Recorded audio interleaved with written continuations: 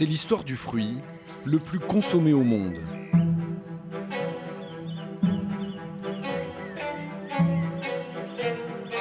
« 2 millions chaque minute.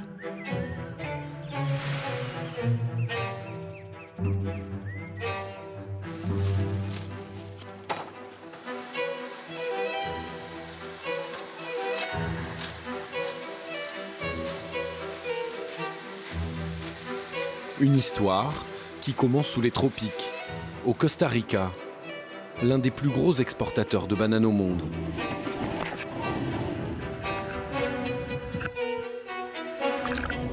Laver, nettoyer, calibrer, trier, peser, étiqueter, emballer. Le début d'un long voyage. En moins de 3 semaines, elle va parcourir plus de 8000 km, jusqu'en France. Très fragile, la banane doit arriver sans défaut et d'un jaune éclatant, car elle vaut de l'or.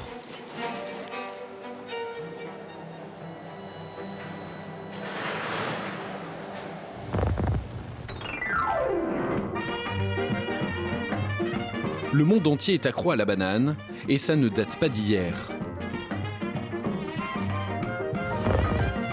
Tout le monde en mange, ou presque. C'est le fruit tropical le moins cher.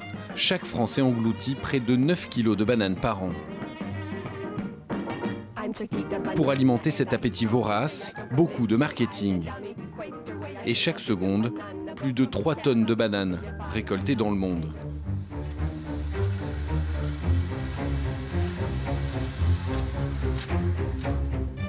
Pour une bonne raison. Elle est saine, énergétique, c'est bien connu, c'est ce que l'on nous répète depuis notre tendre enfance.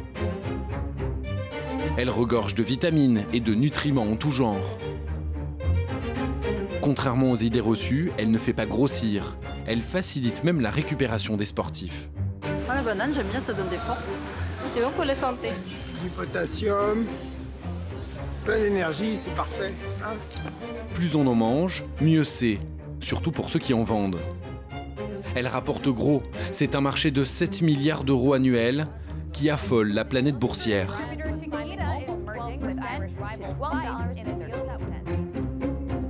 Nous avons remonté le chemin de la banane. Dans les coulisses se joue une guerre commerciale impitoyable pour le contrôle de ce fruit tropical milliardaire. Avec des conséquences désastreuses dans les plantations. Ils m'ont tabassé et je me suis retrouvé à l'hôpital. Les plantations sont inondées de produits chimiques, des agrotoxiques. Des régions entières gravement menacées. Voilà le résultat des produits chimiques qu'ils épandent par avion. L'entreprise dit que ce n'est pas de sa faute. Un marché ultra compétitif que se dispute une poignée de multinationales américaines historiques et de nouveaux investisseurs à la réputation douteuse. On leur a reproché d'avoir de l'argent de la mafia. Je ne sais pas vraiment quelle est la source de ces rumeurs. Cette histoire, c'est celle des nouveaux rois de la banane, qui osent tout pour la rendre toujours plus rentable.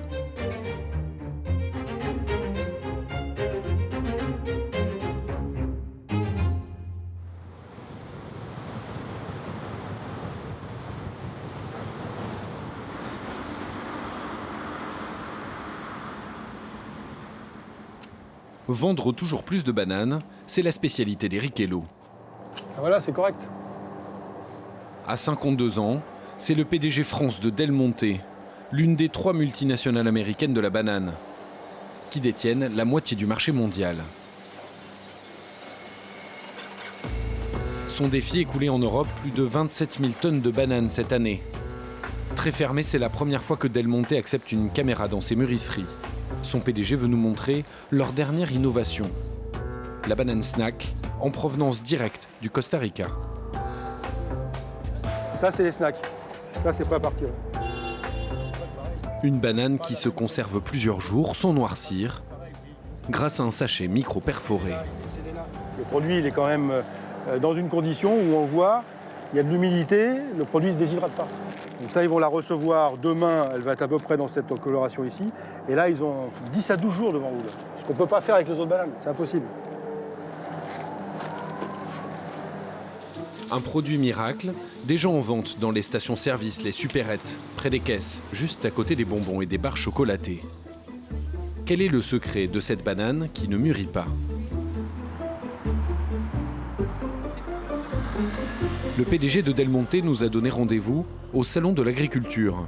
Avec ses 600 000 visiteurs, autant de consommateurs potentiels, c'est une occasion à ne pas manquer pour la marque. Pour cette opération séduction, l'entreprise américaine a sorti son nouveau camion fruitier. C'est là que nous retrouvons Eric Hello dans une tenue inhabituelle. Rien n'est trop beau pour vendre de la banane. Vous voulez un peu de glace que je mélange avec pour faire plus frais? C'est parti. Chez Del Monte, un PDG doit aussi savoir faire des jus de fruits. C'est le meilleur moyen d'abord de connaître sa clientèle, de pouvoir la tester, et puis de tester ses produits, et de voir exactement ce qui se vend, ce qui ne se vend pas, ce qui plaît, ce qui ne plaît pas. Et regardez, c'est crémeux. Et en tête de gondole, bien sûr, la toute nouvelle banane snack. Là, le détaillant, il n'a plus qu'à mettre le prix ici. Donc ça permet de vendre des fruits, là où normalement on n'en vendait pas. Beaucoup plus cher aussi, 90 centimes pièce. Presque une banane, pour le prix de 5. C'est aussi un bon moyen pour la vendre plus cher, parce que finalement c'est quasiment le prix du kilo. Non, forcément, vous savez, c'est surtout des outils marketing. Ça nous permet, si vous voulez, d'aller vers le consommateur et de l'inciter à autre chose. Je ne cherche pas non plus, si vous voulez, à avoir grosse profitabilité. C'est que de la banane, attention. Ça fait 2 ans qu'on est dessus. On en est fiers, oui. Enfin, et encore, on n'est qu'au début de l'histoire. Une belle histoire, du marketing réussi. Pendant plusieurs mois, nous avons demandé à Del Monte de pouvoir visiter ses plantations. Ces bananes snacks sont cultivées au Costa Rica. Refus systématique. Ça nous a intrigués, alors nous avons décidé d'y aller quand même, sans leur autorisation. C'est là que commence la véritable histoire de la banane. Sous les tropiques, à des milliers de kilomètres de la France, au Costa Rica, le 3e exportateur mondial de bananes.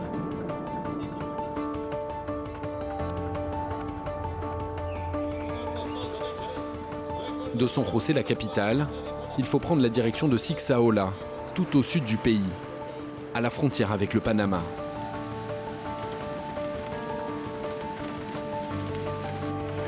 « 300 km à travers la forêt vierge pour arriver au cœur de l'Amérique centrale, là où se trouvent les grandes plantations de bananes, dont celle de Del Monte. L'entreprise l'annonce fièrement. Ici règne la paix, le respect et la compréhension mutuelle. Est-ce vraiment le cas ?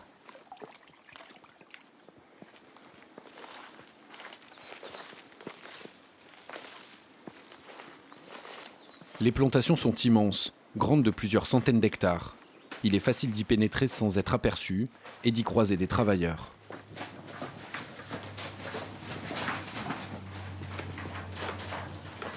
Et voici l'envers du décor.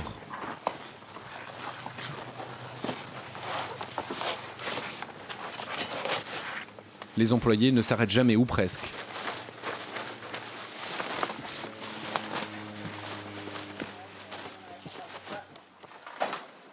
Payés au rendement, ils courent, avec sur le dos un régime de bananes qui peut peser jusqu'à 80 kg.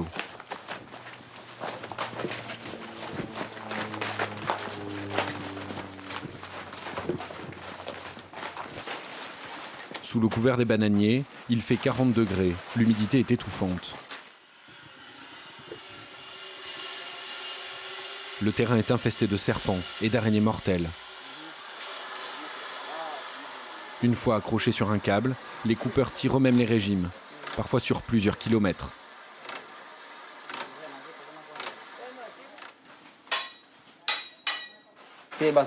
C'est très dur, parce qu'il faut qu'on aille très vite.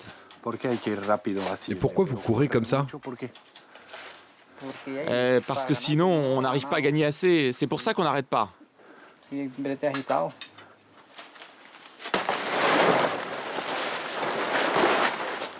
On vous paye en fonction du nombre de régimes.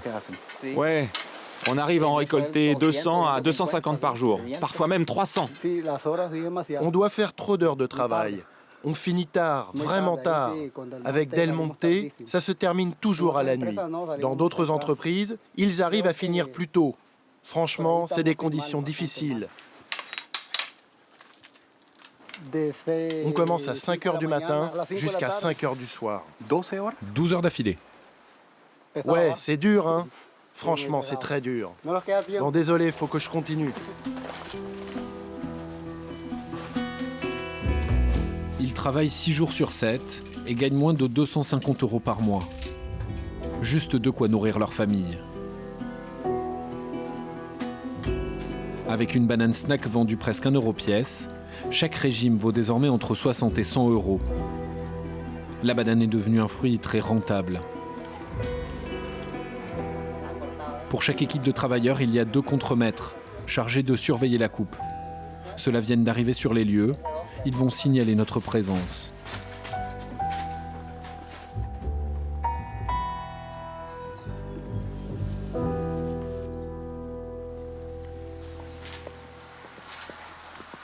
Des conditions de travail dignes d'un bagne tropical à ciel ouvert pour un salaire de misère. Une réalité que l'entreprise Del Monte n'a visiblement pas envie de dévoiler.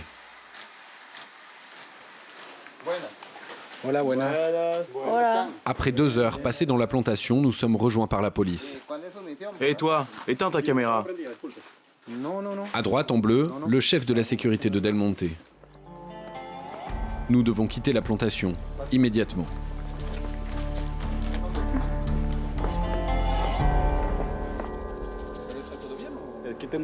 On a un problème en ce moment avec un groupe de syndicalistes qui sont en conflit avec l'entreprise. L'entreprise a un gros problème avec une grève et c'est pour ça qu'ils sont tendus.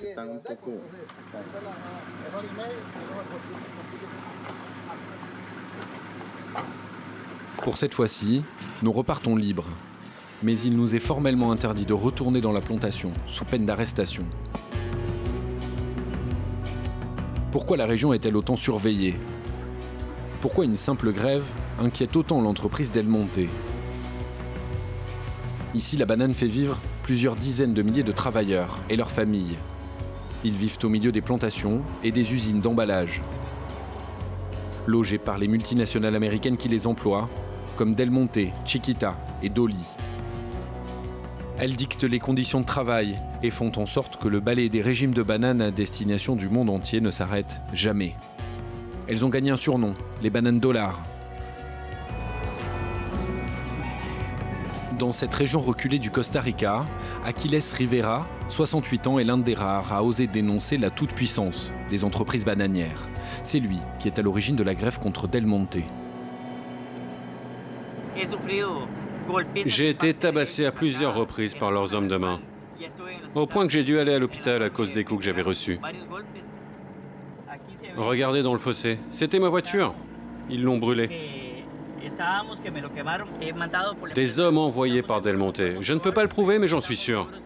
J'ai été menacé. On ne sait jamais ici quand ils vont vous tomber dessus. Ce que je sais, c'est qu'on s'attaque aux intérêts des grandes multinationales. Et ça ne leur plaît pas. Parce qu'ils sont habitués à exploiter les travailleurs sans que personne ne dise rien, comme il y a un siècle. Et c'est précisément cela que Del Monte ne veut pas montrer. Début 2015, 150 employés se mettent en grève. L'entreprise vient d'imposer de nouveaux rendements. Ils vont devoir travailler davantage avec un salaire inchangé. C'est la goutte de trop. Ils bloquent la production de bananes.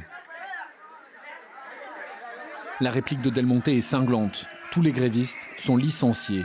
Un mouvement de solidarité s'organise, mais Del Monte refuse de négocier.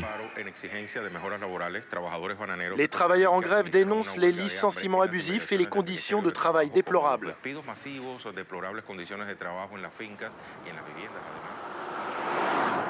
Un an plus tard, les grévistes licenciés n'ont toujours rien obtenu.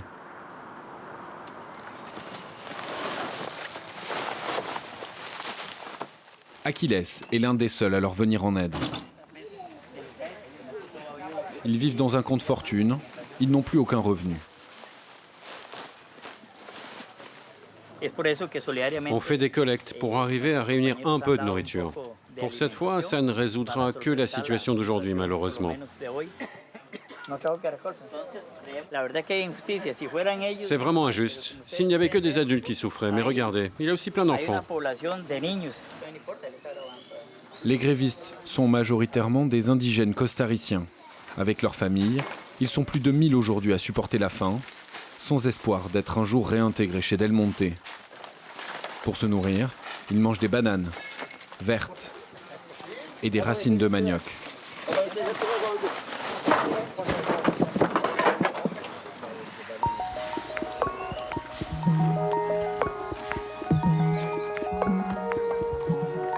Une centaine d'enfants n'ont rien d'autre à manger. Aujourd'hui, pour la première fois depuis 15 jours, il y a de la viande, grâce à la collecte organisée par Aquiles.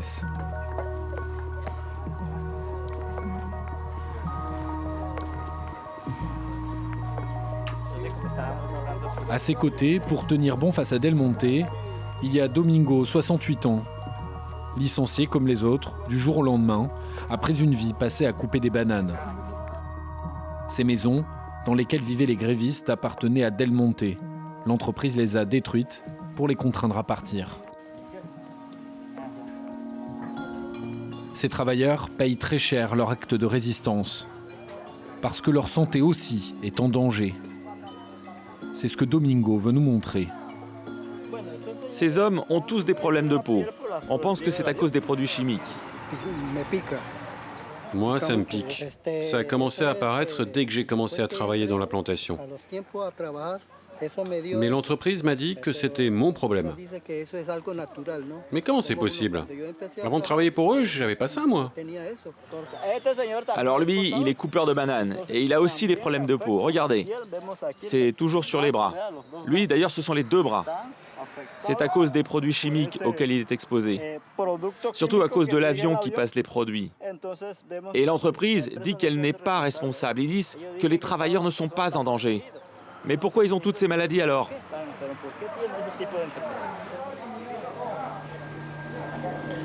Quels sont ces produits chimiques épandus dans les plantations? Pourquoi autant de travailleurs sont affectés?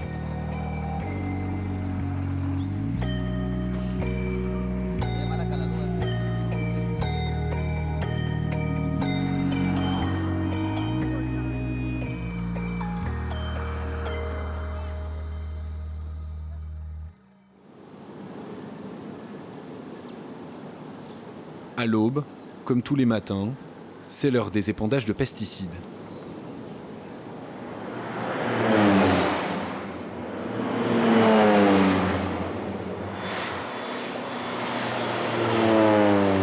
La culture de la banane est délicate, le fruit très fragile. Pour le produire en quantité, il faut énormément d'agrotoxiques. Nous décidons de pénétrer de nouveau à l'intérieur des plantations de Del Monte. Domingo les connaît par cœur, il a accepté de nous guider. L'entreprise a l'obligation de prévenir ses employés pour qu'ils sortent au moment des épandages. Ils s'en fichent qu'il y ait des travailleurs dans les zones d'épandage. Eux, ils appellent ça des négligences. Lui vient tout juste de sortir d'une zone interdite. Visiblement, personne ne l'avait prévenu. De toute façon, les épandages sont tous sauf précis. En fonction de la brise, les travailleurs, même s'ils ne sont pas dans la zone d'épandage, sont aussi aspergés par les produits chimiques. Tout dépend du vent en fait. Regardez ces feuilles. Ici, il ne devrait pas y en avoir normalement. L'odeur des agrotoxiques ici brûle le nez et la gorge, pique les bras et le visage. Les épandages sont massifs, mal maîtrisés, les canaux d'irrigation contaminés. En plus, ils mettent un herbicide très puissant, direct dans les fossés, du glyphosate. C'est très toxique. Ça tue toute la végétation. L'eau s'écoule mieux, mais ça a aussi tué tous les poissons et les petits crustacés. Il y en avait plein avant. C'est un poison très toxique. Ça contamine tout.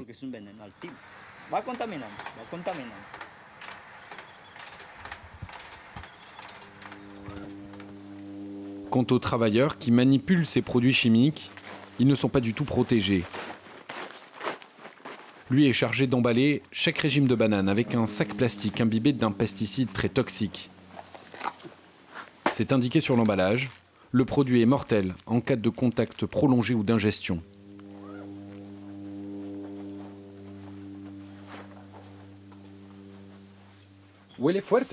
L'odeur est forte, non? Et encore, le pire c'est vers midi. Avec la chaleur qu'il fait là, ça sent encore plus fort. Ça me donne même des maux de tête. Mais là maintenant, l'odeur est encore supportable parce qu'il est encore tôt. Et vous avez aussi des problèmes de peau? Oui, tout le corps me pique, me gratte, partout. C'est comme une allergie. Mais ça, l'entreprise s'en fiche. Ce qui lui importe, c'est combien il gagne grâce à notre travail.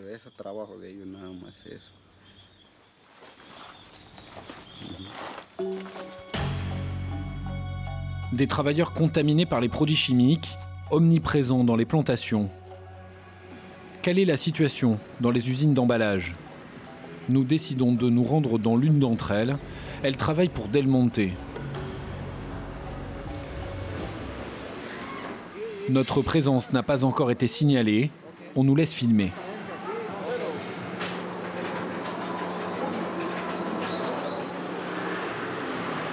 Les bananes sont lavées, aspergées d'insecticides, découpées, puis plongées dans des bains de fongicides pour les protéger des champignons et éviter qu'elles ne pourrissent durant leur voyage vers les supermarchés. Ici aussi, les rythmes sont épuisants. On emballe 10 heures par jour, 6 jours par semaine. Là encore, pour moins de 250 € par mois. Tout près sont entreposés les produits chimiques. Mais nous ne sommes pas autorisés à les filmer et très vite nous sommes repérés. Chef, ils veulent voir la liste des produits chimiques. C'est confidentiel, je suis désolé. Cette liste, c'est un peu notre recette secrète, vous savez. Pas de recette, mais pour les ingrédients, on a l'embarras du choix. Insecticides, fongicides, nématicides, tous extrêmement dangereux, toxiques pour l'homme et pour l'environnement. L'entreprise utilisait jusqu'à récemment des produits interdits dans l'Union européenne, comme le four à dents, jugé trop dangereux pour la santé humaine. C'est grâce à ça qu'on a une belle banane. La banane est vraiment plus belle? C'est sûr, c'est de la super qualité.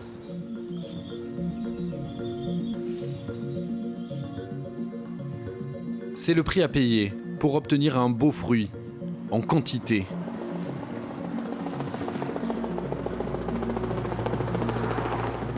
Pour garantir un approvisionnement ininterrompu de bananes, le Costa Rica est devenu l'un des plus grands utilisateurs d'agrotoxiques au monde. L'industrie de la banane utiliserait plus de 40 kg de pesticides par hectare et par an. 20 fois plus que la limite moyenne en Europe.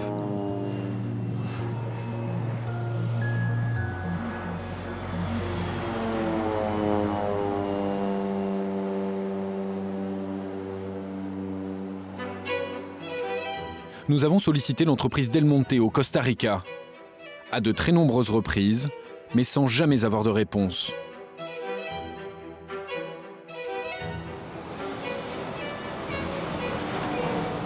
Nous avons voulu savoir comment l'entreprise Del Monte allait justifier cette situation. Son PDG a accepté une nouvelle interview, mais à condition que nous respections les questions définies à l'avance par la communication de l'entreprise. Nous avons apporté des témoignages écrits d'employés victimes d'épandage de pesticides. Et nous, on a été un petit peu surpris parce qu'on s'est rendu dans vos plantations au Costa Rica et la réalité, elle ne correspond pas vraiment à l'image qu'on se fait de la banane ici en France. On a vu des gens qui travaillent dans des conditions extrêmement dures avec des salaires très bas. Concrètement, là-dessus, on a été très surpris. Je vais arrêter tout de suite parce que ça, si vous voulez, ce sont des questions qui ne concernent pas Del Monte France. Voilà, ça concerne peut-être le Del Monte dans sa globalité, mais je n'ai pas les éléments pour pouvoir vous répondre. Par exemple... D'ailleurs, je dirais que ce n'était pas du tout le sujet, l'objet et le sujet de votre reportage. Non, mais on veut savoir exactement ce qu'il en est de cette banane. Moi, je ne peux pas vous répondre. On s'est rendu compte au Costa Rica qu'il y avait énormément de produits chimiques qui étaient déversés dans les plantations. Visiblement, ça ne pose pas de problème à Del Monte. Et on a vu, nous, des avions épandre des produits chimiques sur les routes, sur les plantations, et on a vu des gens travailler à l'intérieur qui visiblement n'avaient pas du tout été prévenus. Et cette lettre-là, elle prouve que je peux pas m'exprimer, je peux pas vous répondre là-dessus. C'est là-dessus où on est un peu étonné de voir que justement... m'en donner 10, je sais pas, je peux pas vous répondre là-dessus, monsieur. Mais vous me dites que quand vous êtes allé au Costa Rica, vous n'avez pas du tout vu ça. Écoutez, je suis simple, bien portant. Je suis passé dans les plantations. J'étais producteur de bananes moi-même. Quand je vais dans une plantation, je vais au fond de la plantation. Je n'ai pas constaté quoi que ce soit. Il y a quand même un décalage fort entre la manière dont la banane est présentée. Je ne suis pas capable ni habilité à vous répondre là-dessus, n'ayant pas les informations que vous me communiquez. Voilà, on va en rester là. Fin de non-recevoir. L'entreprise s'en lave les mains. Mais alors cette banane que l'on consomme tous les jours présente-t-elle un risque pour notre santé? Les produits chimiques utilisés dans sa culture se retrouvent-ils dans le fruit? Et en quelle quantité? Nous déposons notre banane du Costa Rica dans un laboratoire français. Elle va subir plusieurs centaines de tests pour identifier les résidus de pesticides et évaluer sa toxicité.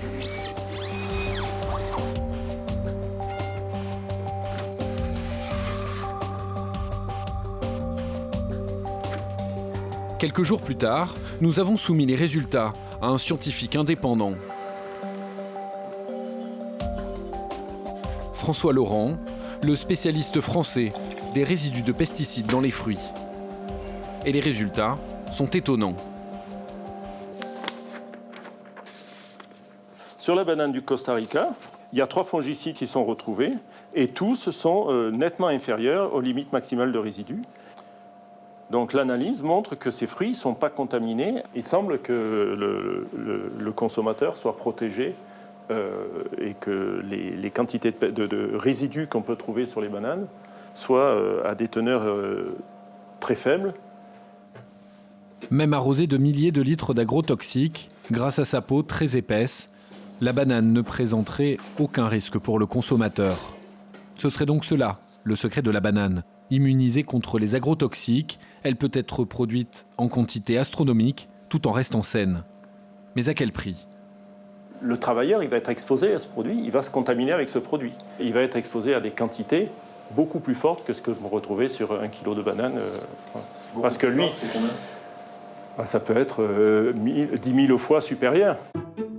Les industriels ne peuvent pas l'ignorer. Puisque la banane reste saine, peu importe les conséquences sur les travailleurs. Grâce aux chimiques, ils peuvent en produire toujours davantage. Pour les multinationales, la banane, c'est le fruit parfait. Cela fait plus d'un siècle qu'il en est ainsi, la culture massive de bananes. Tout un continent en dépend. Even building a railroad to haul bananas through this tropical country is a story in itself. Here's a team starting out to work. L'Amérique centrale s'est développée dès la fin du 19e siècle, grâce à l'industrie de la banane. The conveyor belt which carries the bananas from the dock to the ship even has canvas pockets to protect the fruit. An inspector watches each bunch as it comes aboard. If he thinks a bunch will ripen too soon, it is taken off and used. Son histoire est intimement liée à celle des grandes entreprises bananières américaines, Chiquita, Del Monte et Dolly. Surnommées les Trois Sœurs, à elles seules, elles contrôlent le marché mondial, encore aujourd'hui. Ce sont elles qui ont donné naissance à l'expression République bananière, lorsque, dans les années 50, les multinationales de la banane s'associent avec la CIA pour renverser les régimes d'Amérique centrale. Aujourd'hui, au Costa Rica, ces mêmes entreprises continuent d'influencer le pouvoir. Grâce aux Trois Sœurs, le pays est devenu le 3e exportateur mondial de bananes. C'est sa 2e richesse nationale après le tourisme.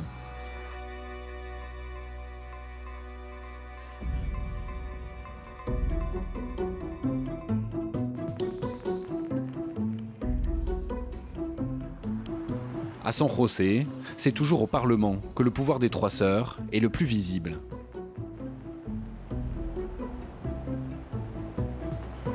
Rien n'a changé en 100 ans.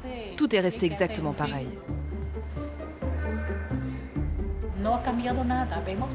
Ce qui est terrible, c'est que les entreprises bananières ont une grosse influence sur les décisions qui sont prises ici.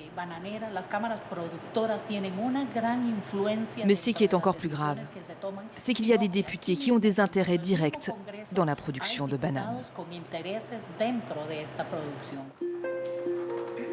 Liria Fayas est l'une des rares députées à dénoncer la mainmise des Trois Sœurs sur le pays.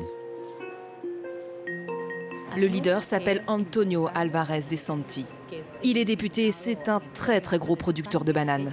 Il dirige un lobby composé de 18 députés, très organisé. C'est le groupe le plus influent. Ce sont eux qui défendent les intérêts des grandes entreprises bananières, comme Del Monte et Chiquita. Qui est donc ce député que l'on dit si puissant ?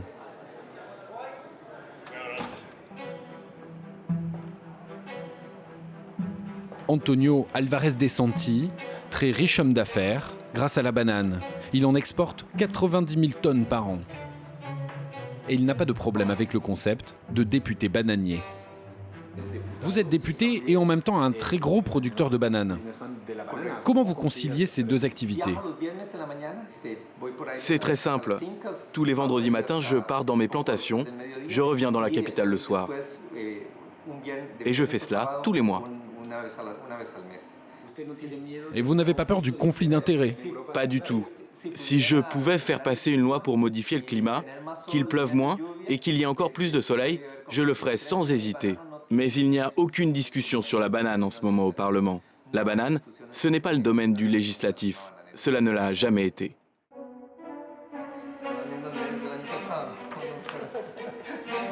Pourtant, sous la pression de ces groupes d'intérêts, ces 10 dernières années, le gouvernement a accepté de doubler la surface de ses plantations en grignotant sur des zones protégées. Un comble dans ce pays qui vend aux touristes du monde entier son image de paradis vert, son respect de l'environnement. Mais rien ne peut résister au lobby de la banane. Le business du petit fruit jaune ne s'est jamais aussi bien porté. Une bataille commerciale est en cours pour conquérir le marché européen et ses 500 millions de consommateurs.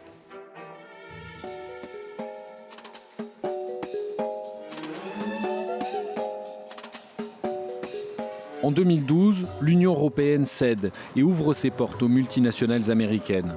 Les bananes dollars, jusque-là lourdement taxées, vont venir concurrencer les bananes des Antilles et d'Afrique.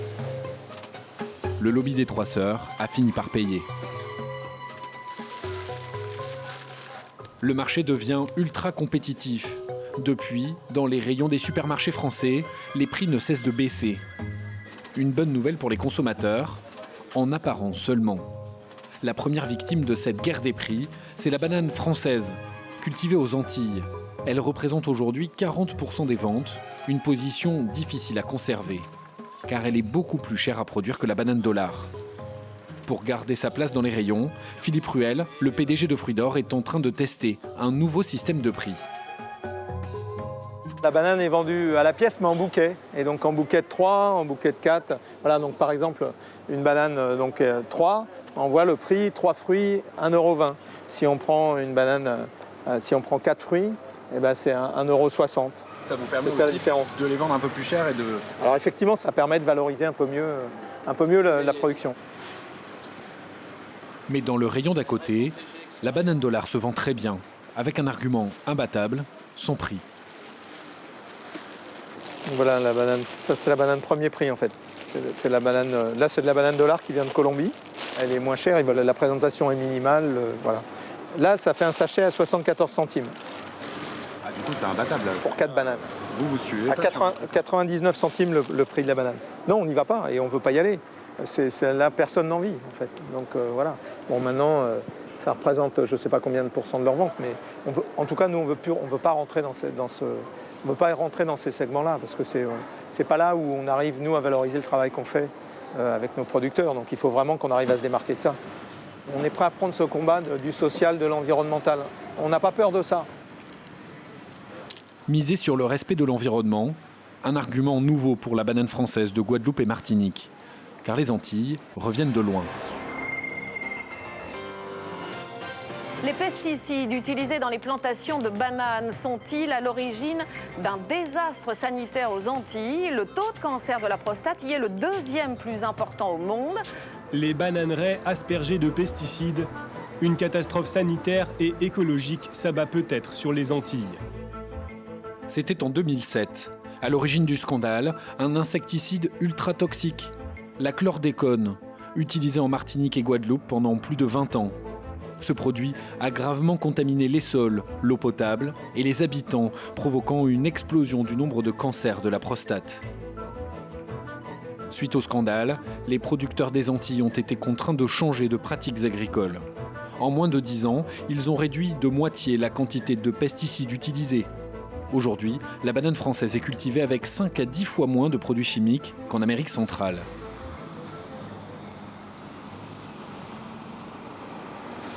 Mais elle est plus chère. Alors pour se différencier de la banane dollar, Philippe Ruel, le PDG de Fruits d'Or, a décidé de tout miser sur le marketing. La banane française face à la banane dollar. Là, on est clairement identifié en fait sur le bon goût de nos régions. C'est de la petite banane pour enfants. La difficulté du rayon banane, c'est que c'est un rayon qui y a de la banane toute l'année, toutes les semaines. Et donc le consommateur est habitué finalement à voir ce produit dans les rayons toute l'année, toutes les semaines. Et il n'y a pas de la banane de Noël, la moisson de la banane, etc. La banane primeur, ça n'existe pas. Donc du coup, il faut que ce rayon vive.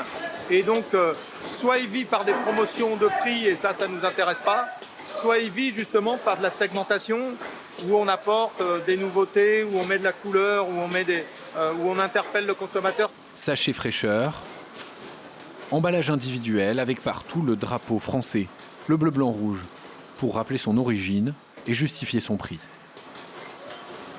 De Guadeloupe et Martinique, pour les Français, c'est une destination de vacances. On sait que c'est des régions françaises, mais une banane produite en Guadeloupe et Martinique, on ne fait pas forcément l'association avec produits français. Et c'est ça notre combat, c'est de dire attention, vous achetez une banane, c'est un produit français. Il faut vraiment qu'on interpelle le consommateur pour lui dire choisissez votre banane. Vous choisissez dans plein d'autres fruits et légumes ou de la viande, vous choisissez de la production française parce que ça vous raccroche au respect de valeurs sociales ou environnementales, etc. Choisissez votre banane. Choisir de payer une banane plus chère, rendre le consommateur responsable, c'est le nouvel argument de vente. Mais peut-on aller encore plus loin ? La vendre encore plus cher, mais avec une promesse forte, une banane sans aucun pesticide et qui respecte les producteurs. C'est la tendance dans les rayons, la banane éthique. Elle coûte 25% plus cher et surprise, la banane bio et équitable représente déjà plus de 10% des ventes et des profits croissants. Quelle est la clé de ce succès ? Le consommateur a-t-il raison de faire ce choix ?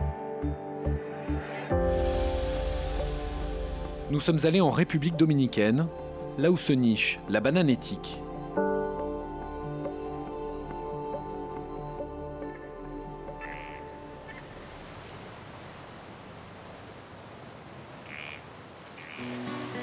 L'île des Caraïbes bénéficie d'un climat chaud et sec, idéal pour la banane. Avec moins d'humidité, donc moins de maladies, elle pousse plus facilement qu'ailleurs. Les planteurs de l'île ont décidé de miser sur le bio et l'équitable, après des années de culture de bananes classiques. Aujourd'hui, ils font figure de modèle.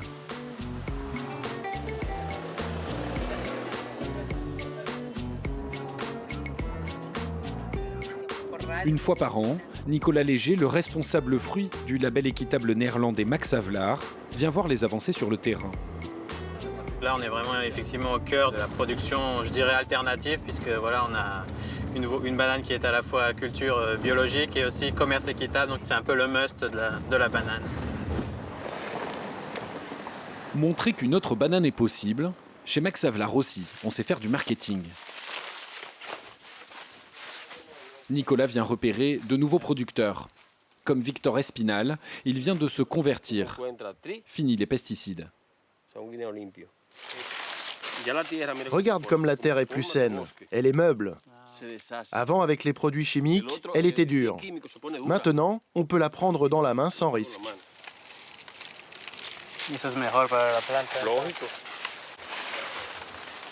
Les sacs plastiques qui protègent les régimes sont toujours là. Mais ils sont blancs, biodégradables et imbibés d'insecticides naturels. Pas d'épandage, l'engrais est naturel lui aussi. Ça prend beaucoup de temps de passer de la banane conventionnelle à la bio. Ça prend 3 ans environ. Il faut arrêter totalement de mettre des produits chimiques. Pendant ces 3 ans, même si on n'utilise que des produits naturels, on doit quand même vendre notre banane au prix de la banane toxique. On est contrôlé sévèrement et ensuite seulement on peut avoir le label bio. Bien sûr, ça coûte cher de se reconvertir, mais ensuite, on vend notre banane plus chère. La banane bio va me rapporter beaucoup plus. Et l'argent, c'est le meilleur argument pour changer les choses. À l'heure actuelle, on a du mal justement à trouver suffisamment de bananes bio pour répondre à la demande en France. Donc plus il y aura de producteurs comme ça qui passeront du conventionnel au bio, plus il y aura de volume et plus ça permettra aussi de répondre à cette demande.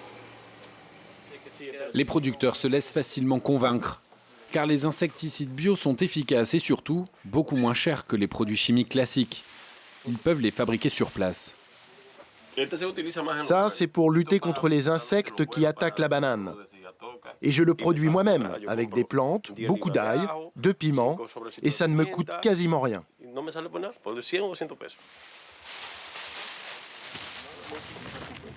La banane bio reste plus chère à produire que la banane traditionnelle. C'est ce qui garantit sa qualité. Pour résister à la pression des grandes surfaces qui ne cessent de baisser les prix, les producteurs ont aujourd'hui une sécurité, le prix minimum garanti. Malgré les aléas du marché, ils sont protégés par ce prix minimum garanti. Même si un distributeur veut essayer de casser les prix, il ne pourra jamais descendre en dessous de ce prix. Donc c'est quand même pour eux, c'est un filet de sécurité.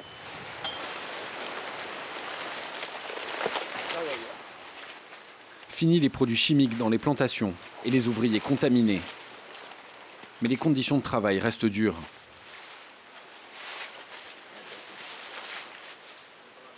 En République dominicaine, la pauvreté n'a pas disparu. Les salaires sont faibles et les travailleurs, majoritairement des Haïtiens immigrés.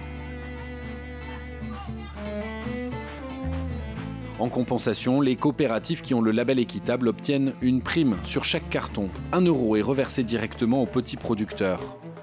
Grâce à elle, en 2014, 7 millions d'euros ont servi à financer des bourses universitaires pour les enfants, des centres de santé et des écoles.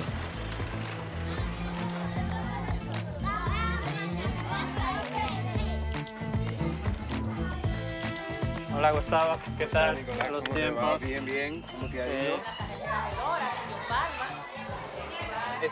Le financement de votre école est bien pris en charge par la prime équitable ?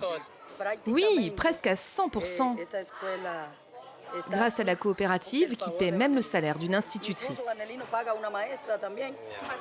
Hola, ¿cómo están? Qui a des parents qui cultivent des bananes ici? Et qui veut devenir cultivateur de bananes? Moi, je veux devenir docteur. Ici, la coopérative a dépensé plus de 25 000 € ces 2 dernières années. 20 000 autres l'année prochaine pour construire une nouvelle salle de classe.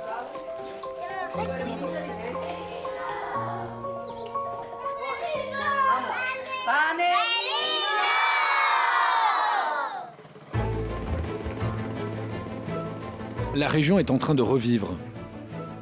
Chose incroyable, même les abeilles ont fait leur retour dans les plantations. Thermomètre de biodiversité, elles avaient disparu avec l'application massive des agrotoxiques. Un succès pour la République dominicaine et pour les consommateurs de bananes responsables. Mais ces petits producteurs vont-ils faire le poids face aux multinationales ? Car la banane dollar continue d'envahir le monde, toujours plus rentable, tellement rentable même qu'elle s'est mise à attiser la convoitise des grands acteurs de la finance mondiale.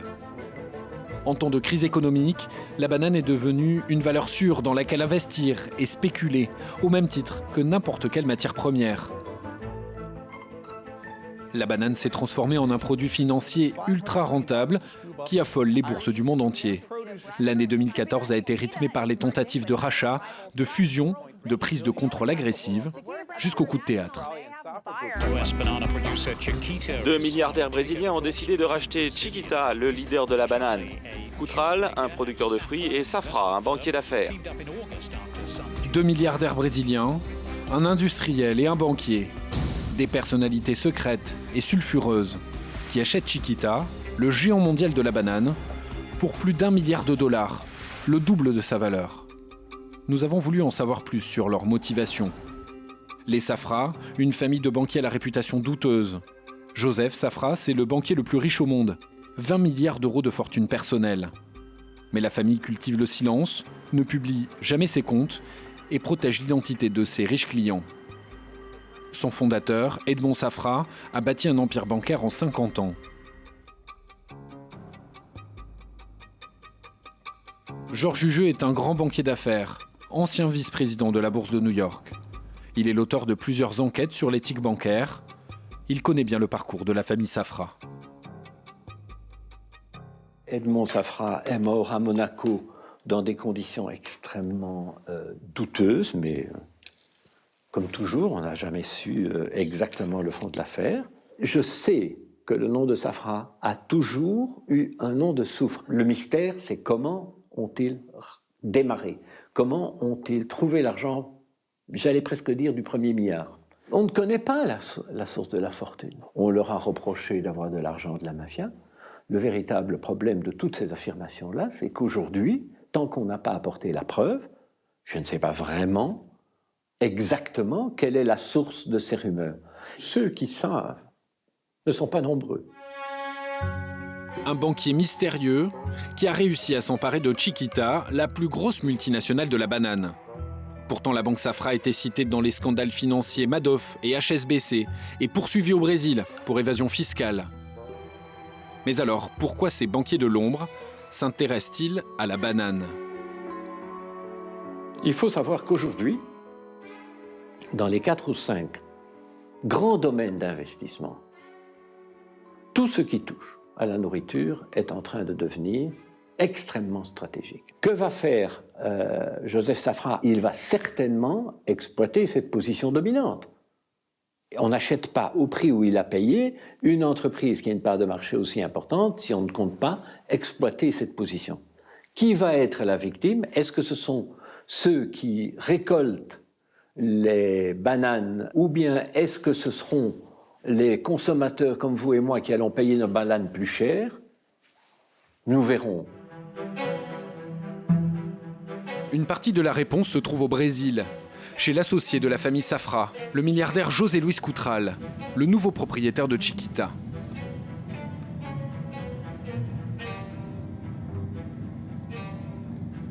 Il a bâti sa fortune dans la région agricole de São Paulo, grâce à un autre petit fruit. Il contrôle un tiers du marché mondial de jus d'orange. Pendant plusieurs mois, nous avons sollicité une interview, sans succès. Le milliardaire ne répond jamais à la presse. Son entreprise ne publie aucun résultat financier. Ici, il possède presque tout. Des milliers d'hectares d'orangers, des centres commerciaux, des hôtels, des stations-service. La famille Coutral a presque tout racheté.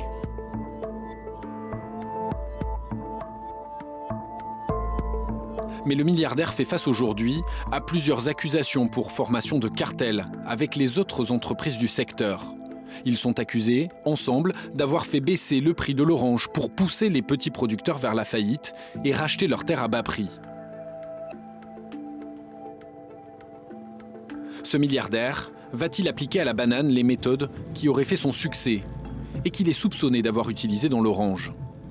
Constitué de solides dossiers sur lui, nous avons pu y avoir accès. Grâce au procureur Marcos Vinicius, 46 ans, il enquête sur la famille Coutral pour le parquet de São Paulo. Pour que vous ayez une idée de la quantité de travail que l'on a ici avec les Coutral, regardez bien, je vais taper Coutral dans notre système interne. Et voilà la liste des dénonciations faites contre lui. Chacun de ces numéros, c'est une enquête, une dénonciation que l'on a reçue. Regardez, ça ne s'arrête pas. Et il y en a tellement que ça a l'air sans fin. Près de 400 dénonciations pour abus du droit du travail et emploi d'ouvriers dans des conditions inhumaines et dégradantes. Coutral préfère payer des avocats pour gagner du temps. Il fait appel de chaque décision.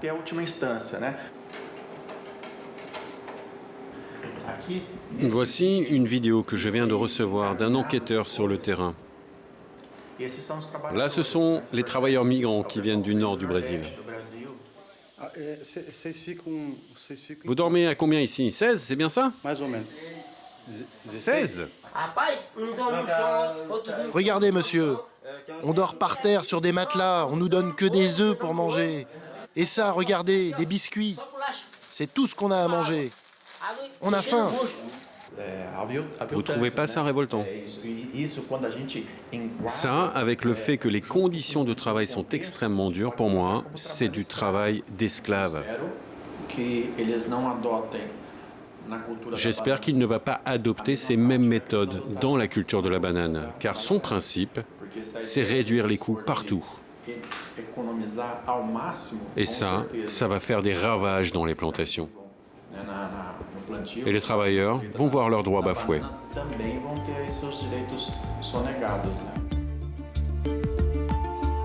Les petites mains de la banane ont du souci à se faire. La banane est de moins en moins chère et dans les plantations, les rendements toujours plus élevés. Jusqu'où ira cette course à la rentabilité? Quelle banane choisirez-vous ?